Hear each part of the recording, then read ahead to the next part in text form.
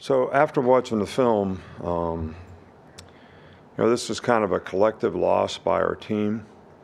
I don't think we, played the way we wanted to play for sure. We didn't execute the way we wanted to play. We had a few great individual performances. Guys played extremely well. But we also had some guys that it's our expectation that we need as coaches to try to help them get to where they can play better. There was too many things that we did in the game. 17 penalties is, just 130 yards of field position. Probably lost about 70 yards of field position on special teams, whether it was a poor execution by a specialist or, the mistake we made on trying to pick the ball up when it wasn't a live ball. That's 200 yards in the game, so that's like 2 touchdowns probably. Gave up explosive plays on defense, which is something that we had done a good job of to that point of not doing. And, the last 5 plays of the game, we didn't execute. We can talk about running the ball, but we dropped the pass, clock would be running, and we would be closer. We miss a hot and don't run the route right, clock would be running, and we would be closer. So this is something that from the bottom up, all right? I'm talking about coaches, I'm talking about every player, I'm talking about me. We all got to do a better job to, help these guys learn from their mistakes, improve and get better. This is not the way you want to manage through a season by games coming down to the last play. And the things that you did up to that point got the game to that point. So we want guys to focus on, hey, have fun doing your job, have great energy and enthusiasm and intensity, and go out there and play the next play. Don't worry about results and the consequences of those results because sometimes that creates anxiety, which sometimes doesn't lead to positive performance. So that's something that we need to improve on. Mississippi State's an outstanding team. I think they're 5-2.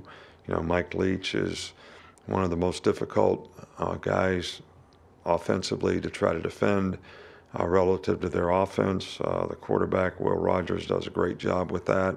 They're one of the leading passing teams in the country. They've got a good receiving core.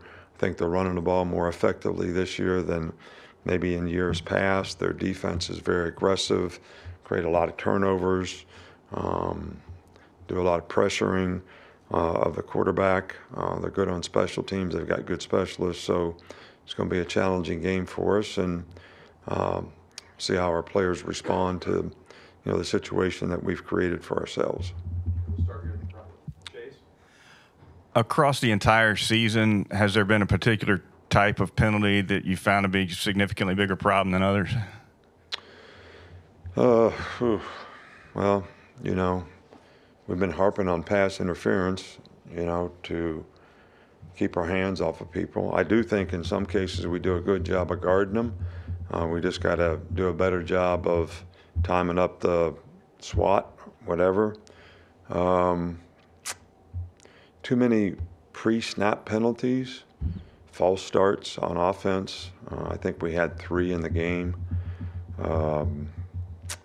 And 2 of them were guys that they're looking at the ball. They're not even thinking about the clap or the snap count or whatever. Those things are jumping off sides on defense. Had a couple of those. So, those are the kind of penalties that are undisciplined, not focused, not looking at what you're supposed to look at, so that, we don't have those issues. But they all put you behind the 8 ball. So, when guys are out there competing, sometimes we drive a guy to the ground and end up getting a holding call. You like that kind of aggressiveness. You don't want guys to hold, and we're certainly not coaching that. But There are penalties of, sort of omission, and then there's, penalties that guys are just, playing hard and trying to do the best they can, and every now and then, something bad happens. So easier to live with those than the others. Go to Michael in the middle. On those undisciplined penalties, how were those addressed? How were those fixed in the week afterwards? Well, I think you got to do it in practice. I think you create all these habits, in practice. And I think we got to make players more accountable in practice for doing things correctly, paying attention to detail, and doing the little things right.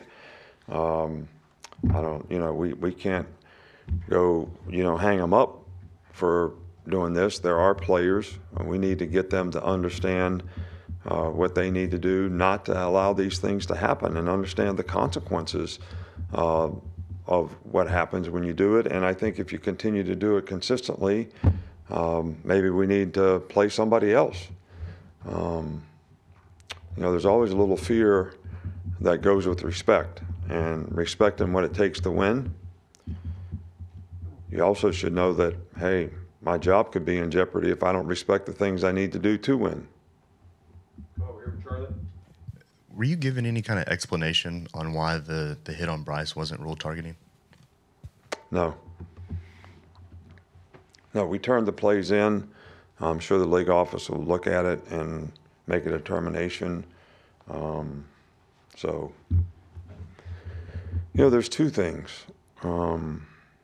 that is an issue here. Is targeting, but you're also not supposed to hit the quarterback in the head. Last year against Texas A&M, Malachi got thrown out of the game.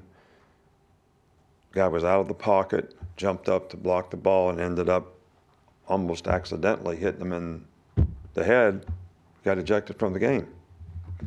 So there's really two things that should be looked at. Now we'll go to Nick Kelly. You mentioned the explosive plays given up on defense, specifically for pass defense. What needs to be done to limit those going forward? Well, we limited them all year long. So we've had less explosive plays this year than we've had all year. So we certainly don't want to give them up. They did a good job of taking those wide splits and creating some matchup things because of the wide splits. Guys got to play with better focus, better leverage. Got to be able to cover people better. It's simple as that. I can't. They are our players. We think they're good players. We think they're capable. They need to play with good technique and good focus on the little things that help you make those plays. Go to the left with Steven. Coach, of course, no one likes to lose, obviously, but when a loss happens, what do you expect to see from the leadership group in getting these guys focused and getting these guys understanding that we got to play to the standard? Yeah, well, I think that, our players all want to win. And regardless of how everybody feels, we feel worse.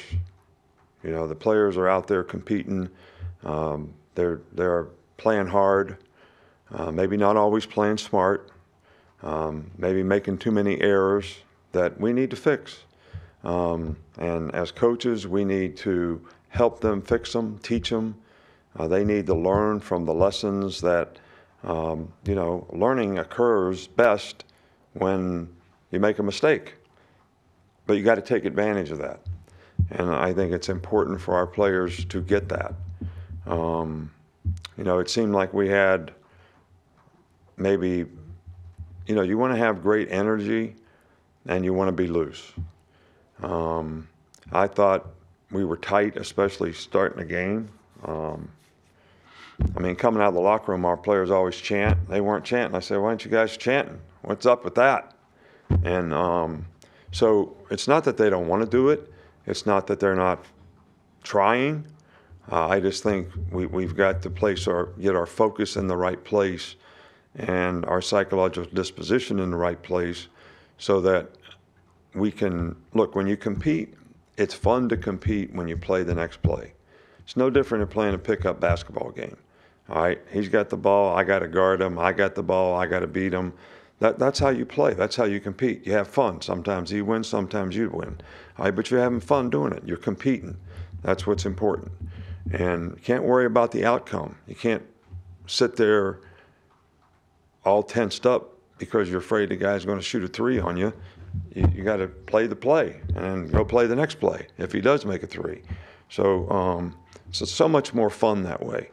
Not looking at the scoreboard, not worrying about results, not being fearful of what's going to happen if something bad happens or if we lose a game.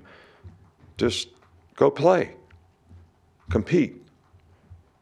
And then when the game's over, if we do that and we do it well as a collective group, we can live with the results. So that's what it's our job, my job, to help these players get to that point. Hi, Coach, back here. Just talking about all those learning lessons, you can never anticipate what a player is going to learn or how they're going to react from what you're coaching them. So how much of this is just trusting that these players at this point in the season are going to become more disciplined and play the way you want them to, or how much is it on the coaching staff to try to get them there even though we're at this point in the season? It's both. It's both. And everybody responds differently. I think you're exactly right. But we can't continue to tolerate guys that aren't doing the things they need to do to be successful. Nobody's entitled to a position. Everybody's earned the position that they're in by showing that they have the capability and ability to do it on a consistent basis. And that's something that you have to continue. And the grind of the season, being in the middle of the season, being a little bit hurt, tired, whatever, can't lose your focus on doing the things you need to do to continue to improve and get better, because other people are looking at your flaws too. So, I told the players a little story about, a carpenter has a special light that he finished carpenter to see if the wood is exactly what he wants it to be. He's looking for flaws in the wood. Well, people are looking for flaws in you.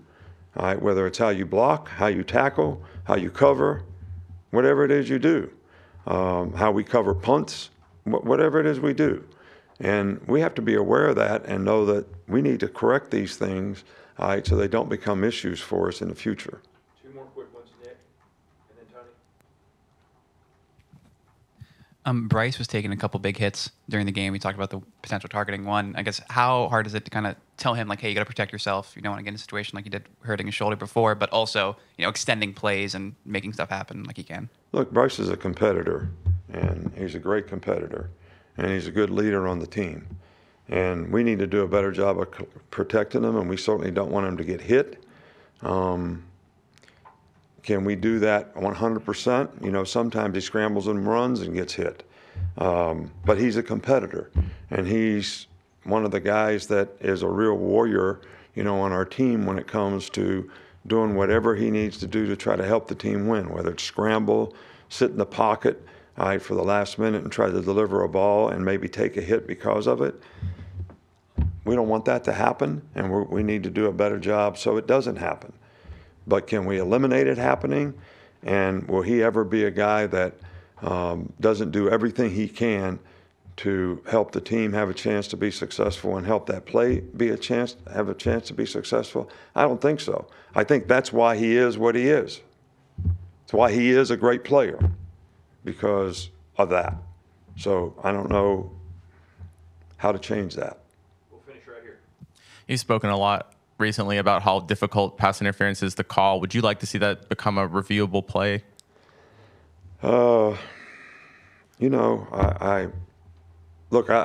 My big thing is just consistency. Call it the same for everybody. And, it's hard to define exactly what you can and can't do. So I would rather see that happen. In the NFL, they defined exactly what you could and couldn't do. And it's a really, really difficult judgment call, but you knew exactly what you could and couldn't do. And I think that would be beneficial. And, I don't know whether it should be a reviewable call or not. I mean, if we make everything reviewable, why would you call anything? I mean, we reviewed one of the hits on Bryce, and well, it wasn't. So I don't know. All right, that's all we got. All right, thank you.